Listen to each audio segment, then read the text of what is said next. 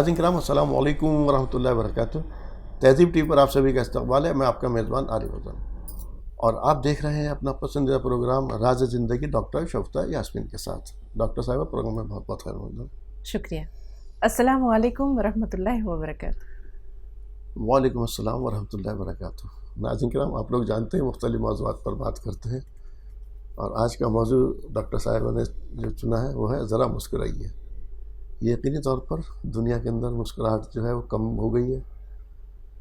تو ڈاکٹر صاحبہ کس طرح کی مسکراہٹ کی بات کر رہی ہیں؟ جی اسی مسکراہٹ کے بارے میں بتائیں گے اپنے ناظرین کو، بلکہ مسکراہٹوں کا تبادلہ کریں گے اپنے ناظرین کے ساتھ جو مسکراہٹ ہر وقت بکھیرتے رہتے ہیں. یقین کیجئے یہ جو مسکراہٹ ہے، یہ مسکان ہے، یہ قدرت کا ایک انمول تحفہ ہے. ایک ایسا تحفہ جس کی خوبیاں، جس کے کمالات، جس کے اوصاف کے بارے میں اگر ہم بیان کرنا چاہیں تو شاید یہ جو دورانیہ ہے ہمارے پاس گفتگو کا یہ کم پڑ جائے، لیکن اس کی خوبیاں جو ہیں وہ پھر بھی ادھوری رہ جائیں، انہیں ہم بیان کرنے سے قاصر ہیں. دفتر کے دفتر سیاہ کیے جا سکتے ہیں اس ایک چھوٹے سے موضوع پر. ایک ایسا تحفہ جس میں نہ دینے والے کا کچھ خرچ ہوتا ہے، کچھ جاتا ہے اس کے ہاتھ سے، اور نہ جس کو ملتا ہے اس کو کوئی مالی فائدہ ملتا ہے، مالی منفعت ملتی ہے بظاہر، مالی فائدہ نہیں ملتا. صحیح کہا. لیکن جو اسے ملتا ہے وہ انمول دولت ہے، وہ بے پایہ خزانہ ہے. تھوڑی دیر کے لیے آپ یہ دیکھیے کہ سرشاری کے اس احساس کو اگر آپ دولت سے خریدنا چاہیں، خرید سکتے ہیں؟ نہیں خرید سکتا. بڑے سے بڑا انسان اپنے لیے وہ سرور جو کسی کی چھوٹی سی مسکان کے ذریعے، فیل گڈ فیکٹر کے ذریعے اس تک پہنچتا ہے، وہ اسے پیسوں سے نہیں تولا جا سکتا. ابھی وہ میزان ہی تیار نہیں ہوا، وہ ایجاد نہیں ہوا جو اس خوشی، اس سرور کو ماپ سکے جو ایک بے لوث اور خلوص مسکراہٹ کے نتیجے میں کسی کو ملتا ہے. جیسے ڈاکٹر صاحب ابھی آپ نے کہا کہ ایک مسکراہٹ ظاہر سی بات ہے زندگی بدل دیتی ہے. یہ دیکھیے آپ میں کتنا ہی غمزدہ ہو، کسی بھی شہر کے اندر ہو، کسی دکھ کے اندر اسے گھیر رکھا ہو، اور سامنے والے کی ایک اسمائل جو ہے اس کو کچھ دیر کے لیے اس سے بیگانہ کر دیتی، اس کیفیت سے نکال دیتی، اس کو باہر نکال دیتی. لیکن یہ مسکراہٹ کے اندر بھی ہم اس وقت دیکھ رہے ہیں تو ایک تنگ نظری ہے جس کے اندر اس وقت پائی جاتی ہے، اور خاص طور سے یہ آپسی جو رشتے ہیں، جتنے قربت کے رشتے ہیں، ان کے اندر بہت زیادہ تنگ نظری پائی جاتی ہے. وجہ ہم دراصل بہت کنجوس واقع ہوئے ہیں. ہم کچھ معاملوں میں بے حد کنجوس واقع ہوئے ہیں، اور یہ کنجوسی جو ہے یہ عمر کے ساتھ آتی ہے، یہ پیدائشی نہیں ہوتی. جی ہم کنجوسی کی طرف بھی آئیں گے کہ ہم کن کن معاملوں میں کنجوس واقع ہوئے ہیں. چلیں وہیں سے شروع کرتے ہیں. ہم جب کسی کی تعریف کرنی ہو تو بہت کنجوس ہے، سوچتے ہیں کریں نہ کریں، پھر جلے کٹے دل سے سوچتے ہوئے کچھ ایسے معمولی اور حقیر سے الفاظ کا انتخاب کرتے ہیں کہ تعریف کیا کی ایسا لگا جیسے مکھی ماری ہے. دل رکھنے کو کوئی بات کہہ دینا. کیوں بھائی؟ کھل کر تعریف کرنے میں آپ کا کیا جا رہا ہے؟ دو چار اچھے جملے، کچھ خوبصورت الفاظ کسی کو آپ کا بنا دیتے ہیں، کسی کے دل میں آپ کے لیے جگہ بڑھاتے ہیں، بیگانوں کو اپنا کر دیتی ہے یہ تعریف. لیکن ہم تعریف کے معاملے میں بہت کنجوس واقع ہوئے ہیں. ہم کسی کو کچھ دینے میں، سخاوت کے معاملے میں بڑے کنجوس واقع ہوئے ہیں. حد تو یہ ہے کہ دعا بھی ایسا لگتا ہے جیسے پلے سے کچھ بڑی قیمتی چیز جا رہی ہے. ایک فرشتہ بیٹھا ہے جو آپ کی ہر دعا کے جواب میں یہ کہہ رہا ہے یا اللہ اس کے لیے بھی وہی کچھ جو اس نے اپنے بھائی کے لیے کہا، بھائی کے لیے مانگا وہی سب کچھ دے. جی پھر بھی ہم دعا کے معاملے میں کنجوس ہیں. تو تعریف ہو، سخاوت ہو، دعا ہو، اسی طرح مسکراہٹ ہے. مسکراہٹ کے معاملے میں بھی ہم یہ سوچتے ہیں کہ ہمارا ایٹیٹیوڈ ہے وہ ایسا ہوتا ہے کہ جیسے اگر ہم نے اسمائل ایک پاس کر دی تو شاید ہمارے اندر شخصیت میں جو ہیرے موتی جڑے ہوئے ہیں یہ جھڑ جائیں گے، یا کہیں میری جو ہے شان میں کچھ کمی واقع ہو جائے گی. اگلا یہ سمجھے گا کہ میں بس ایویں ہی ہوں، مسکراہٹ ہی پاس کرتا رہتا ہوں، یا میں ہمیشہ مسکراتی رہتی ہوں، اس کا مطلب ہے کہ میری کوئی وقت نہیں ہے، میرا کوئی وقار نہیں. حالانکہ دیکھیے ہم یہ نہیں کہہ رہے کہ انسان کو ہر وقت مسکراتے ہی رہنا چاہیے. اس سے انسان کی شخصیت کے وقار میں، اس کے روب میں کمی بھی واقع ہوتی ہے. ایک سمجھدار، ایک دانشمند انسان ہر وقت مسکراتا نہیں رہے گا. صحیح بات. ہر چیز اپنے موقع محل پر بھلی اور موزوں لگتی ہے، لیکن جب اس کا موقع بھی ہے، رسم دنیا بھی ہے، اگر کبھی دستور بھی ہے تو مسکرا دینے میں کیا حرج ہے. لیکن آپ نے کہا آج کے دور میں ہم تنگ نظر ہو گئے ہیں، ہم جلدی سے ہم اسمائل پاس نہیں کرتے. جبکہ آپ دیکھیے وہ تمام اوصاف حسنہ جو کبھی اسلام کی بنیادی شان اور امتیاز ہوا کرتے تھے آج مغرب والوں نے اپنا لیے ہیں. ریفلیکٹ ہوتی ہے ان کے روزانہ کے ان کے اعمال کے نتیجے میں, ان کے بیہیویئر میں, ان کے برتاؤ میں وہ خوبیاں منعکس ہوتی ہیں. آپ یہ دیکھیے گا ان کے چہروں پر ہمیشہ مسکان رہے گی. وہ سلام کرنے میں, گڈ مارننگ کہنے میں پہل کریں گے, وہ کسی کو تھینکس کہنے میں ہمیشہ پہل کریں گے, وہ دوسرے کے لیے کوئی جگہ بنا دینے میں, یا اگر کوئی شخص پریشان ہے تو اس سے پوچھنے میں کہ تمہاری پریشانی کا سبب کیا ہے, تم کسی میس میں ہو, تم کسی ورطے میں ہو, کسی الجھن میں ہو, کوئی ہیلپ, کسی مدد کی ضرورت ہے, تو یہ ضرور پوچھیں گے. اکثر آپ کی گاڑی اگر لبے سڑک خراب ہو گئی ہے, ٹائر پنکچر ہو گیا ہے, آپ لگے ہوئے ہیں اکیلے, گاڑی ایک یہاں سے گزر کے آگے چلی بھی گئی تو تھوڑی دیر بعد وہ ریورس ہوگی, پیچھے آئے گی, شیشہ کھلے گا اور وہ شخص پوچھے گا کہ میری مدد کی ضرورت ہے, اور اگر ہے تو پھر وہ اتر کر آئے گا, اپنی گاڑی کو آگے پارک کر کے اور آپ کی مدد کرے گا, اور اس کے بعد وہ وہاں سے جائے گا. تو یہ خوبیاں ہم نے بھلا دیں, انہوں نے اپنا لی. اقبال نے کہا ہے نا کہ وہ زمانے میں معزز تھے مسلمان ہو کر اور تم خوار ہوئے تارک قرآن ہو کر. تو ہم نے قرآن کی تعلیمات کو چھوڑ دیا, رسول پاک کی سیرت کو فراموش کر دیا, تو پھر ذلت و رسوائی ہمارا مقدر بن گئی کہ ہم آج مسلمان بھی نہیں ہیں. صحیح بات ہے. ابھی آپ نے بہت ساری باتیں کی, جیسے آپ نے تعریف کی بات بھی کہی کسی کے بارے میں. ظاہر سی بات ہے کہ آپ کسی تعریف کر رہے ہیں خوش ہو کر کے, کسی اس نے کچھ آپ کے ساتھ کیا ہے, یا اس کا اخلاق حسنہ کی اگر آپ بات کر رہے ہیں کسی بات سے, تو ہم نے دیکھا کہ سامنے اگر کوئی بیٹھا ہوا بھی, وہ بھی اس کی تعریفی جملے تو کہے گا 4, لیکن ایک ساتھ میں اس کی برائی کا جملہ بھی اس کے ساتھ ایڈ کر دے گا. یہ کیا چیز ہے؟ جس ظرف میں جو ہوتا ہے وہ باہر وہی آتا ہے. ہر انسان اپنی شخصیت کا آئینہ دار ہوتا ہے. آئینے میں آپ کو اپنا ہی عکس نظر آئے گا. بے شک.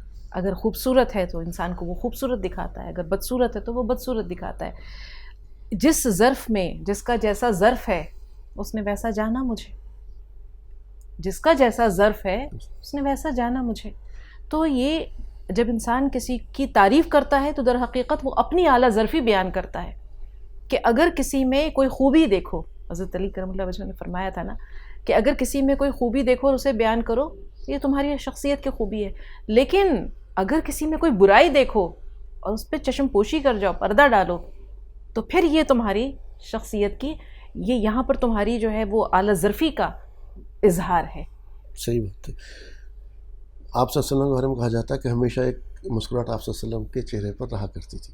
یہی وجہ تھی. اور اسی طرف ہم آنا چاہ رہے تھے کہ بڑے سے بڑے مخالفین آپ کے پاس آتے تھے کفر و عناد سے بھرے ہوئے, بغض کے اور اسلام دشمنی کے جذبات سے بھرے ہوئے, لیکن جب رسول پاک صلی اللہ علیہ وسلم کے رخ انور پر ایک نظر ڈالتے تھے تو پھر واپس جا کر ان کے کلمات کیا ہوتے تھے, ان کا دعویٰ کیا ہوتا تھا کہ نعوذ باللہ یہ شخص جھوٹا نہیں ہو سکتا, یہ چہرہ کسی جھوٹے کا نہیں ہے. عتبہ نے کیا کہا تھا جب ملنے کے لیے آیا تھا؟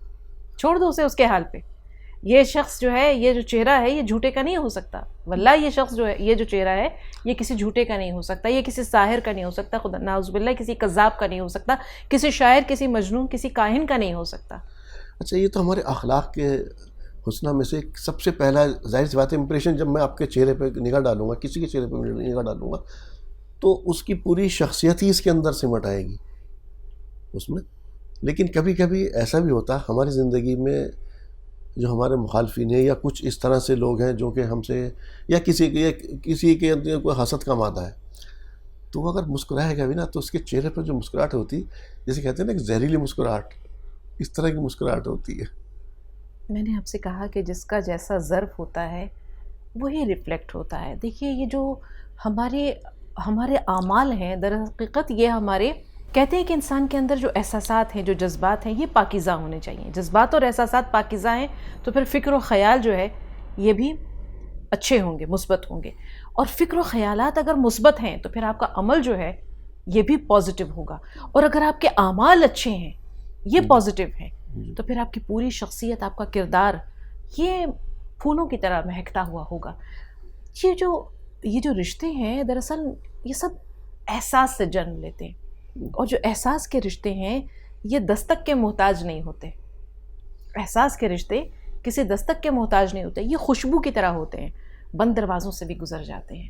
تو جس کے اندر جیسے احساسات ہیں ویسی اس کی سوچ ہوگی, جیسی اس کی سوچ ہے ویسا اس کا بیہیویئر ہوگا، اور جیسا اس کا بیہیویئر ہے ویسی اس کی پرسنالٹی ہوگی، اس کا کیریکٹر ہوگا. آپ نے کہا نا کہ کچھ لوگ ہیں کہ وہ ان کو لاکھ سامنے والے انسان کی خوبیاں بتائی جائیں، انہیں نظر بھی آتی ہیں، پھر بھی ان کے اندر کا جو حسد ہے، ان کے اندر کی جو نیگیٹیوٹی ہے، وہ دوسرے انسان کو اچھا ماننے پر یا اسے تسلیم کرنے پر آمادہ نہیں کرتی، کیونکہ ان کے اندر زہر بھرا ہوتا ہے. آپ نے جیسے زہریلی مسکراہٹ کا ابھی بتایا نا، حوالہ دیا کہ کچھ لوگوں کی جو مسکان ہوتی ہے وہ بڑی زہریلی ہوتی ہے، لیکن اس زہریلی مسکان کو بھی تو آپ ایک خوبصورت اور میٹھی مدبھری مسکان میں تبدیل کر سکتے ہیں. بے شک.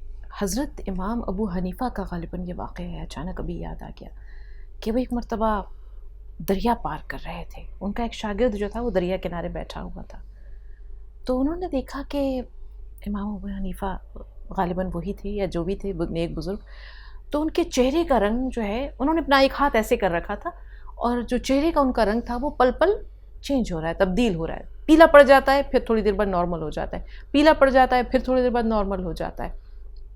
تو اب وہ بہت فکر مند کہ میرے استاد کو یہ کیا ہو رہا ہے. جب وہ واپس دریا کنارے آئے، دریا پار کر کے اس طرف آ گئے، تو انہوں نے کہا کہ آپ کو کیا ہوا، آپ کے چہرے کا جو رنگ ہے یہ پل پل متغیر کیوں ہو رہا تھا، کسی تکلیف سے دو چار تھے آپ؟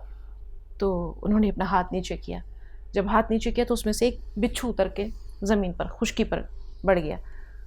تو استاد وہ شاگرد بولے کہ جب یہ بچھو آپ کو ڈس رہا تھا، ڈنک مار رہا تھا، تو آپ نے اس کو پانی میں چھوڑ کیوں نہیں دیا؟ انہوں نے کہا جب وہ اپنی بری خصلت نہیں چھوڑتا تھا تو میں اپنی نیک خصلت کیسے چھوڑ سکتا تھا؟ تو برائی کا جواب بھلائی سے دینا یہ کچھ حد تک تو سامنے والے کو تبدیل کر ہی دیتا ہے. اور کسی نے مٹی سے پوچھا، ایک شخص حمام میں گیا نہانے کے لیے، تو پہلے زمانے میں آپ کو پتہ ہے کہ لوگ جو ہے صابن کا تو تصور تھا نہیں، بیسن سے یا مٹی وغیرہ سے نہایا کرتے تھے. تو جو مٹی تھی، یہ شیخ سعدی کا غالباً واقعہ ہے، بڑی خوشبودار تھی، بڑی خوشبودار تھی. اب تو وہ تمثیلات کے پیرائے میں یہ باتیں بیان ہوتی ہیں، ویسا مٹی کبھی کچھ کہتی تھوڑی ہے، کچھ بیان تھوڑی کرتی ہے. لیکن اس شخص نے تمثیل کے پیرائے میں شیخ سعدی نے یہ قصہ بیان کیا کہ اس شخص نے مٹی سے پوچھا کہ مٹی یہ تو بتا کہ تیرے اندر یہ خوشبو کہاں سے آئی؟ تو مٹی نے کہا کہ یہ تو میں بھی نہیں جانتی، بس اتنا پتہ ہے کہ کچھ وقت میں نے گلاب کے پودوں کی یعنی گلاب کی جھاڑیوں میں گزارا ہے. تو جب کچھ دیر کسی کے ساتھ رہ کر ہم اس کی خوبیاں اپنے اندر جذب کر سکتے ہیں، خوشبو اپنے اندر سمو سکتے ہیں، تو پھر ہم کسی کی برائی کو بھی اچھائی میں بدلنے پر قادر ہیں. یہ آپ عطر لینے دکاندار کے پاس گئے، عطر فروش کے پاس گئے، آپ نے مختلف طرح کے عطر آزمائے، نہیں بھی آزمائے، خریدنے کا بھی ارادہ نہیں ہے، لیکن وہ جو اس ماحول میں خوشبو بسی ہوئی تھی وہ آپ کے دل و دماغ میں اتر گئی، آپ کی روح تک کو معطر اور منزہ کر گئی. کچھ دیر وہاں بیٹھنے کے نتیجے میں ہو سکتا ہے آپ کے لباس میں بھی رچ بس گئی ہو. آپ نے عطر خریدا نہیں، لیکن اس عطر نے کچھ دیر کے لیے آپ کو فرحت اور تازگی بخشی. وہاں سے اٹھ کر آپ جس شخص کے پاس گئے وہاں بھی آپ کے وجود کی مہک نے اسے تھوڑی دیر کے لیے متوجہ کیا.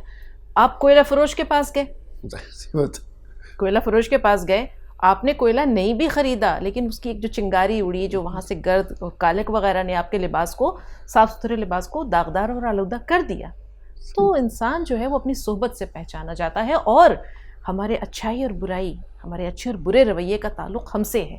برائی کو بھلائی میں بدلنا ہمارے ہاتھ میں ہے، اور اس میں مسکراہٹ کا رول بہت ہے. صحیح بات ہے، ایک مسکراہٹ دشمنی کو دوستی میں بدل سکتی ہے.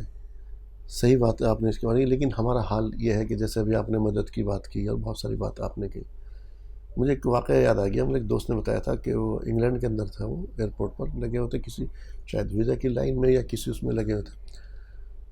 تو اب ظاہر سی ہمارے یہاں کی ایشیا کے لوگوں کی عادت، اس نے کہا کہ میں نے ایک بہت ہی معمر خاتون کو دیکھا، تو اس سے میں نے کہا کہ آپ یہاں آ جائیے لائن میں، میرے آگے آ جائیے، ٹھیک ہے.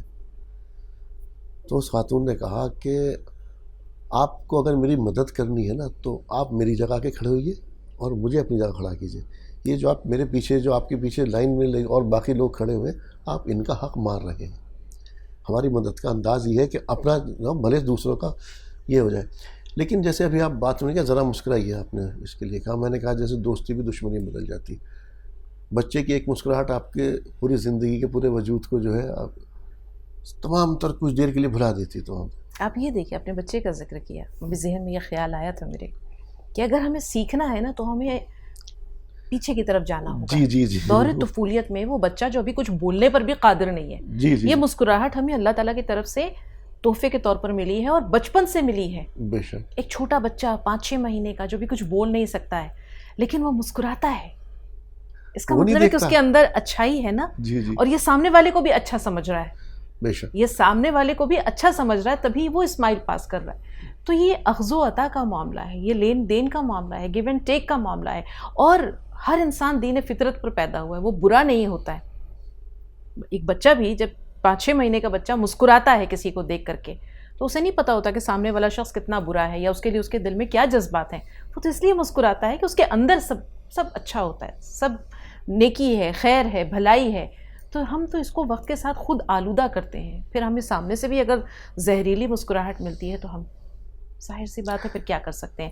اب مسکراہٹ پہ ایک بات اور آئی خیال کہ یہ جو مسکان ہے کبھی کبھی یہ نقاب کی صورت میں بھی آتی ہے، جی یہ پردے کا بھی کام کرتی ہے. اس زندگی میں بہت سارے دکھ ملتے ہیں انسان کو، ہر انسان کو ملنے والے دکھ کی جو کسک یا تکلیف کی جو پیمانہ ہے یا اس کا کرب ہے، اندوہ ہے، غم ہے، الم ہے، ٹیسیں ہیں، الگ الگ ہوتی ہیں. کسی انسان کو معمولی غم ملا، کسی کو بڑے گہرے زخم ملے، اور کسی کی زندگی میں آزمائشیں ہی آزمائشیں ہیں. لیکن بھلے لوگ جو ہے وہ اپنے دکھوں کو ڈھنڈورا نہیں پیٹتے. جن کا ایمان بڑا مضبوط ہوتا ہے یا جنہوں نے اپنے اوپر صبر کی لگام بڑی مضبوطی سے لگائی ہوتی ہے، صبر و ضبط کا ان کا جو بندھن ہے یہ بڑا مضبوط ہوتا ہے، وہ ظاہر نہیں ہونے دیتے. تو وہ اپنے درد اور غم کو، اپنے دکھوں کو مسکراہٹ کے پردے میں چھپا لیتے ہیں. اور یہ ہنر بھی سب کو نہیں آتا، یہ کسی کو آتا ہے. تو ہم یہ دیکھتے ہیں، کبھی آپ نے گھائل مسکان کا نام سنا ہوگا، یہ اصطلاحات ہیں، ٹرمز ہیں. گھائل مسکان ہے، زخم خوردہ تبسم ہے، ہاں ایک زخمی تبسم ہے جو ہونٹوں پر بکھر جاتا ہے. تو یہ مسکراہٹ کبھی کبھی پردے کا کام بھی کرتی ہے. اب یہ ایک ٹول ہے، ایک آلہ ہے، ایک حربہ ہے، ایک ہتھیار ہے. یہ سامنے والے کو اپنا بھی بناتا ہے اور کبھی دوسرے کو کے دکھ درد کو سمجھ کر یا بھانپ کر مرہم کا بھی کام کرتا ہے. یہ تو آپ کا ہنر ہے کہ آپ سامنے والے کے مسکان کو حقیقی سمجھ رہے ہیں یا اس پردے کو چاک کر کے آپ اس کے روح کے کرب تک پہنچ گئے. آپ نے اس کی ذات کو منکشف کر لیا کہ یہ مسکان حقیقی نہیں ہے، یہ تو پردہ دری ہے زخموں کی، دکھ درد کی. تو یہ ہم پر ہے کہ ہم کیسے کسی انسان کے دکھ کو جو ہے وہ کم کر سکتے ہیں. اور اگر واقعی آپ کی زندگی میں کوئی ایسا شخص ہے جو آپ کے دکھ درد کو پہچانتا ہے، آپ کی آنکھوں میں چمک، آپ کے دل کی تسکین، آپ کے ہونٹوں کے تبسم کو لوٹانے میں معاون و مددگار ثابت ہوتا ہے، تو پھر ایسا شخص جو ہے وہ قابل رشک ہے. اور آپ خوش نصیب ہیں کہ آپ کو ایسا شخص کوئی ملا ہے. تو ہم سب کو یہ کوشش کرنی چاہیے کہ ہم زیادہ سے زیادہ مسکراہٹیں بانٹیں، دعائیں بانٹیں، کیونکہ لوگوں کے دلوں میں، لوگوں کی زندگیوں میں وہی لوگ باقی رہتے ہیں جو دل کھول کر مسکراہٹیں بانٹتے ہیں، مسکان بانٹتے ہیں، خوشیاں بانٹتے ہیں، آسانیاں بانٹتے ہیں، اور سب سے بڑھ کر ایک زندگی کی امید، ایک چھوٹی سی آشا کا دیا روشن کر دیتے ہیں. اب آپ یہ دیکھیں، یہ مسکراہٹیں بھی بڑی عجیب ہوتی ہے. بہت سے لوگ ہیں جن کی مسکراہٹ، جن کے ہنسی اور قہقہے پر لوگ رشک کرتے ہیں. ارے بھائی، اس گھر سے تو ہمیشہ ہنسنے کی آوازیں آتی ہیں، قہقہے کی آوازیں آتی ہیں، مسکراہٹوں کی آوازیں مسکراہٹیں نظر آتی ہیں ان کے چہرے پر. تو آخر اس خوشی کا راز کیا ہے؟ تو ایک پڑوسی نے دوسرے سے کہا کہ یار، سمجھ میں نہیں آتا تمہارے گھر سے یہ ہر وقت ہنسنے کی آوازیں کیوں آتی ہیں، تمہاری اس خوشحال زندگی کا راز کیا ہے؟ تو اس نے کہا یار، یہ سمپل سی بات ہے، میری بیوی جو ہے وہ روزانہ مجھے تاک تاک کر، نشانے لگا کر برتن پھینک کر مارتی ہے، یا جو چیز اس کے ہاتھ میں آ جائے وہ دے کر مارتی ہے. اگر مجھے لگ جائے تو وہ ہنستی ہے، نہ لگے تو میں ہنستا ہوں. بس زندگی ہنسی خوشی گزر رہی ہے، زندگی گلزار ہے. یقینی طور پر ابھی جیسے بہت ساری باتیں ہوئی، اپنے کے بچے کی بات کی، یقینی طور بچہ جو ہے بغیر کسی مذہب، ملت یا بڑا چھوٹا ہے، دشمن دوست، سب کو مسکراہٹیں بانٹتا چلا. جیسے جیسے بڑے ہوتے چلے جاتے ہیں اور وقت ہماری زندگی کے اندر چاہے اچھا ہے یا برا ہے، یہ تمام طرح ہماری زندگی کے اندر تبدیلی لے کر کے آ سکتا ہے. اور یقینی طور پر اگر ہم کسی کی زندگی کے اندر اگر مسکراہٹ لے آئیں تو یہ بہت بڑی بات ہے. اور یہ اس کا صدقہ جاریہ ہے. رسول پاک صلی اللہ علیہ وسلم نے فرمایا تھا نا کچھ چیزوں کے بارے میں, جی اس میں یہ بھی تھا کہ کسی کو مسکرا کر دیکھنا, خاص طور پر اپنی ماں کو مسکراتے ہوئے چہرے کے ساتھ ملنا. رسول پاک صلی اللہ علیہ وسلم کی غالباً یہ حدیث ہے کہ اپنے کوئی کسی انسان کے ساتھ کچھ زیادہ نہیں کر سکتا تو کھلتے ہوئے چہرے کے ساتھ خوش دلی سے ملنا یہ بھی ایک صدقہ ہے. اپنی ماں کو مسکراہٹ سے یعنی پرتبسم چہرے کے ساتھ دیکھنا, ماں کو دیکھ کر مسکرا دینا, یہ بھی صدقہ ہے. تو ناظرین آج ہمارا موضوع تھا ذرا مسکرائیے. کہیں نہ کہیں ہم مسکرانے کے معاملے میں تنگ ہو گئے. زندگی جو ہے ہم نے دیکھا جو ہمیں زندگی ملی ہے ہم نے بھاگ دوڑ کے اندر پوری دنیا کے اندر ہی اپنی زندگی کو کھپا دیا ہے. رشتے ہمارے اب ناتے وہ دور ہوتے چلے جا رہے ہیں, کبھی مل بھی رہے ہیں تو بس وقت آج کل تو فون کے ذریعے آنا جانا تو خیر ختم ہو گیا. فون کے ذریعے جو بات چیت ہوتی ہے موبائل کے ذریعے وہ بھی بہت مختصر. تو اپنی زندگی کو بامقصد بنائیے, دوسروں کی زندگی میں مسکراہٹ بانٹیے اور اپنی زندگی میں بھی اپنے گھر والوں کی زندگی میں, پھر دیکھیے زندگی بہت زیادہ خوشگوار گزرے گی. ڈاکٹر صاحبہ پروگرام میں شمولیت کے لیے آپ کا تہہ دل سے شکریہ. آپ کا بھی شکریہ. تو ناظرین راز زندگی میں آج اتنا ہی. اسی کے ساتھ اپنے میزبان کو دیجیے اجازت. السلام علیکم ورحمۃ اللہ وبرکاتہ.